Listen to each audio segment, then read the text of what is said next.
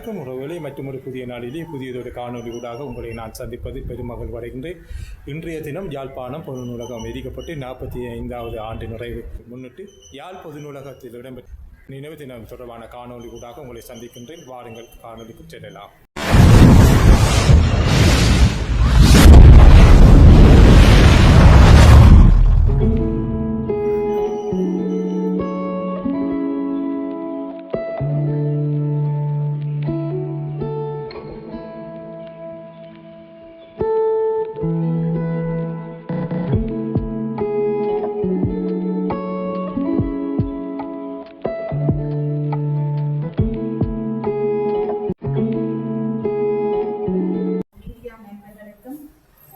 காலை வணக்கத்தை தெரிவித்துக் கொள்கின்றோம். இன்றைய நிகழ்வு ஒரு சிறப்புயர் நிகழ்வு என்று நான் சொல்வதற்கு நமது சமுதாயத்தின் ஒரு துன்பமான நிகழ்வாக நாங்கள் கருதுகின்றோம். இன்றைய நிகழ்வுக்கு வருகை தந்திருக்கும் அனைவருக்கும் இந்த அனைத்திருக்க வேண்டிய ஒரு விடயம். இன்றைய நிகழ்வானது அறிவை எரிக்கலாம், நினைவுகளை அழிக்க முடியாது என்பதற்கிணங்க நாங்கள் இந்த நூலகத்தை முன்னுருவாக்க பெற்று இது தனது சேவைகளாலும் இனம் மதம் மொழி அப்பாற்பட்டு தனது சேவை இந்த நூலகம் வழங்கிக் கொண்டிருக்கின்றது என்பதை கூறிக்கொண்டு முதலாவது நிகழ்வாக ஒரு நிலமாக நன்றி.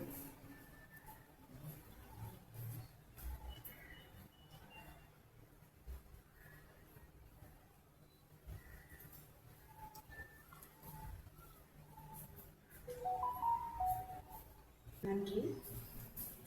அடுத்த நிகழ்வாக எமது நூலகத்திற்கு இன்றைய நிகழ்வினை ஒட்டி வலையறிக்கையை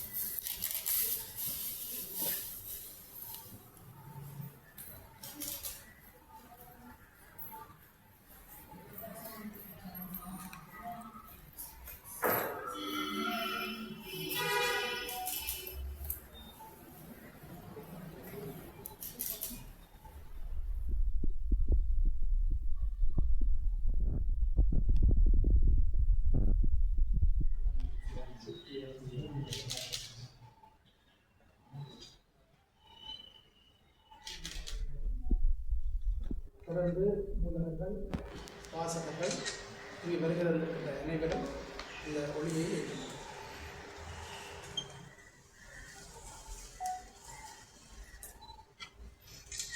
இங்கே நிகழ்ந்திருக்கின்ற ஊடகவியலாளர் சார்பிலும் ஒருவரை அன்போடு இந்த ஒளியேற்ற அழைக்கும்.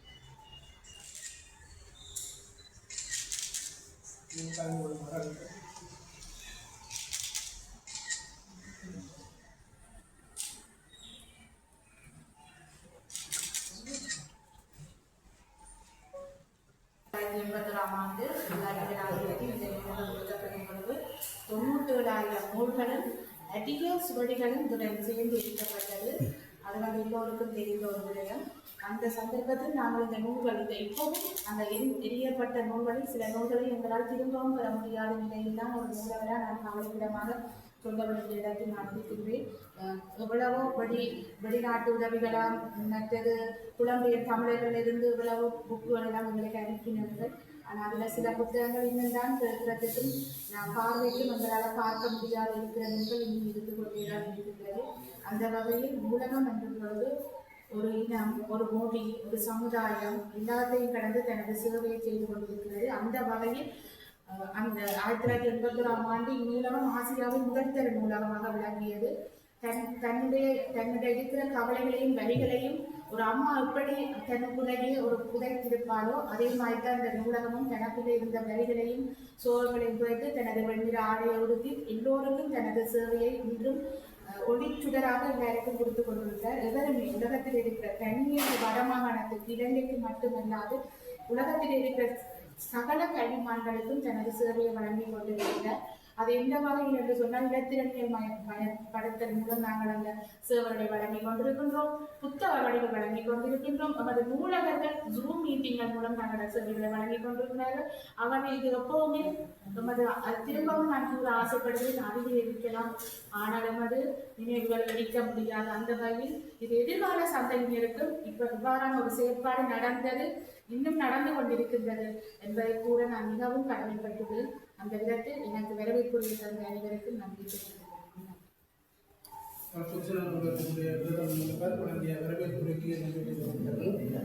யாழ் மாநகர சபைக்கு புதிய ஆணையாளராக வருகின்றார்.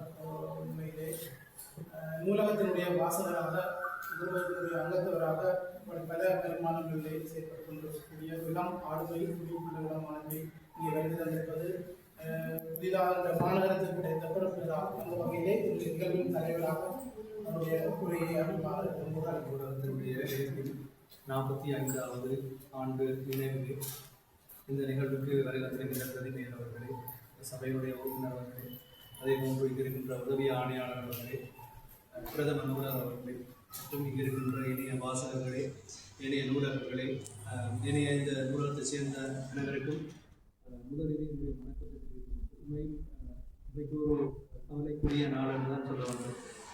வாசிப்பையும் புத்தகங்களையும் நேசிக்கின்ற அவருக்குமே இது ஒரு கவலையான ஒன்றுடையது. அதே நேரம் இந்த நினைவை நாங்கள் என்னுடைய அடுத்த தலைமுறைக்கும் கடத்த வேண்டிய ஒரு தேவை இருக்கின்றது. அவை அதற்காகத்தான் இந்த நிகழ்வு இங்கு ஒழுங்குபடுத்தப்பட்டிருக்கின்றது.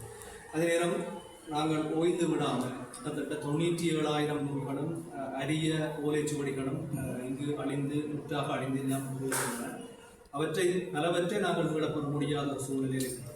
அவ்வாறு இருந்தபோது நாங்கள் மீளவும் கட்டியெழுப்பி இந்த நூலகம் இன்று பலருக்கும் அறிவை ஊட்டுகின்ற ஒரு இடமாக இருக்கின்றது. ஆகவே தொடர்ச்சியாக நாங்கள் மாநகர சபை என்ற ரீதியிலே, இந்த நூலகம் என்ற ரீதியிலே நாங்கள் அனைவருமாக இணைந்து வாசிப்பையும் புத்தகங்களின் மீதான காதலையும் அதன் மீதான எங்களுடைய அவாவையும் தொடர்ச்சியாக அடுத்த சந்ததிக்கு கொண்டு சேர்க்க வேண்டிய தேவை எங்களுக்கு இருக்கின்றது.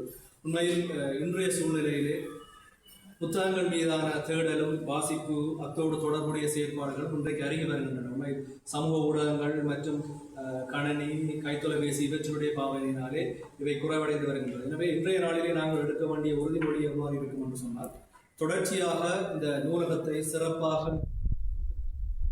யாழ் மாநகர சபைக்கு மாற்றமல்லாத வடமாகாணம், அதாவது தாண்டி நூல்களை தேடுகின்ற யாராக இருந்தாலும் இணைய வழி ஊடாக கூட எங்களுடைய சேவைகளை கொண்டு சேர்க்கக்கூடிய ஒரு நிலைமைக்கு நாங்கள் வர வேண்டும்.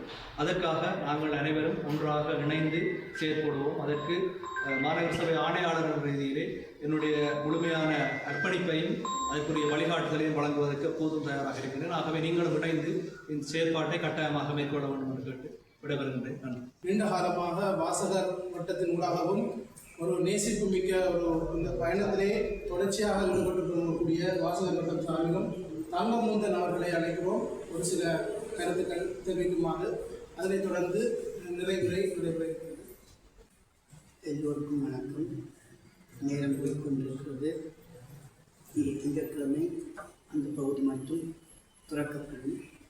எனக்கு கவலை என்னவென்றால் அவர் தன்னுடைய வீட்டை எந்த நேரமும் திறந்து வைத்து வாசகர்களை படிப்பவர்களை அந்த வாசிக்கும் அறிவை விருத்தி செய்பவர்களுக்கு நம்ம கொஞ்சம் பேசி முடிஞ்ச அப்புறம் போய் லைப்ரரியை யூஸ் பண்ணுறீங்க. நீங்கள் லைப்ரரியை பற்றி கொஞ்சம் தெரிஞ்சுக்கணும். இன்னொருடம் இருக்கவும் அந்த பார்க்குறோம் படிக்கிறோம் இருக்கணும் கூட. அந்த தன்னுடைய வீட்டை சக்கரத்தை பரோபகாரி புத்தூர் செல்லப்பாளர் அவர் தன்னுடைய வீட்டை தான் வசதி படைத்தவர் என்று படிக்கிறார். என்றால் அதற்கு முதல் யாழ்ப்பாணத்தில் நூலகம் இயங்கினது எல்லாம் படித்தவர்கள், பட்டம் பெற்றவர்கள், ஆங்கிலம் தெரிந்தவர்கள் தங்கள் வீடுகளில். இவர் சாதாரண ஒரு நூலகம் பாஷ்யசாலையை தன்னுடைய வீட்டிலே ஆரம்பித்து அதை பத்திரிகை மூலம் பகிரங்கப்படுத்தி இந்து பாஷ்யசாலையாக நூலகமாக அதனுடைய சரித்திரத்தை பார்த்தால் தெரியும். அதில் இருக்கின்ற புத்தகங்கள் முழுக்க அதை பற்றி வாசிப்பதற்கு கொஞ்சம் யாரும் நூலகத்தை தட்டி இப்போ படிக்கிறவர்களுக்கு எல்லா வசதியும் இருக்குது.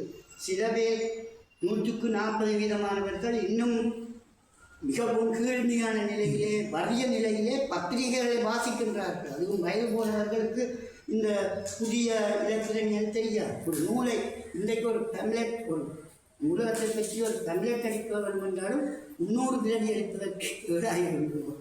நேற்றைய தினம் என்ன நிகழ்வு நடந்தது என்பதற்காக நான் ஒரு விளம்பரத்தை போட்டேன். அதற்கு 7000 வேலையற்று ஒன்றும் இல்லாமல் இருப்பவர்களுக்கு எங்களுக்கு யாழ்ப்பாணத்தவர்களுக்கு இருக்கிறதா அதை யாழ்ப்பாணத்தவர்களை அழிக்க வேண்டும் என்பதற்காக இந்த நூலகம் வெளியிடப்பட்டது. நூலகத்தை பற்றி பேசினால் எனக்கு கவலை. 33 மொழிகள் தெரிந்த ஒருவர் 33 மொழிகளை சாதாரணமாக இல்லை புத்தகங்கள் மூலம் வெளிப்படுத்திய ஒரு பெரியார் அவர் இந்த நூலகம் எரிகிறது என்று தான் கல்வி தான் இருந்த பாடசாலை கட்டிடத்திலே மேலே இருந்து அவருடைய இறப்பிலே ஒரு பிரச்சனை இருக்கிறது. 1ஆம் தேதி செத்தாரா 2ஆம் தேதி செத்தார். ஆனால் நூலகம் எரிக்கப்பட்டு தீஜுவாலியை கண்டு அவர் மரணம். இது 10 மணிக்கு கொடுக்க என்னால் நூலகத்தை பற்றி பேச முடியாது. ஆனால் பெண்களை தமிழர்களை அழிப்பதற்கென்று அந்த மாவட்ட அபிவிருத்தி சபை தேர்தல் உங்களுக்கு தெரியும். தமிழர் விடுதலை கூட்டணி அலுவலகம் அளிக்கப்பட்டது. அடுத்த நாள் ஜூன் 1ஆம் தேதி இரவு யாழ்ப்பாணத்திலிருந்து வெளிவந்த ஒரே ஒரு பத்திரிகை இளநாடு இந்த நூலகம். இரண்டையும் நிறைய குடிபோதை அமைச்சர்கள் பிரசன்னமாக இலங்கை அரசாங்கத்தை ஐக்கிய தேசிய கட்சி அரசாங்கத்தினுடைய அமைச்சர்கள் 2-3 பேர் இருக்கத்தக்கனாக தீக்கிரியாக்கப்பட்டது. இங்கே அரசியலும் பேசப்படாது என்று நாங்கள் நூலகம் எரிகிறது அந்த திரைப்படத்தை போடுகின்ற பொழுது ஒரு போர்டு வைத்தார்கள், இங்கே அரசியல் பேசப்படாது.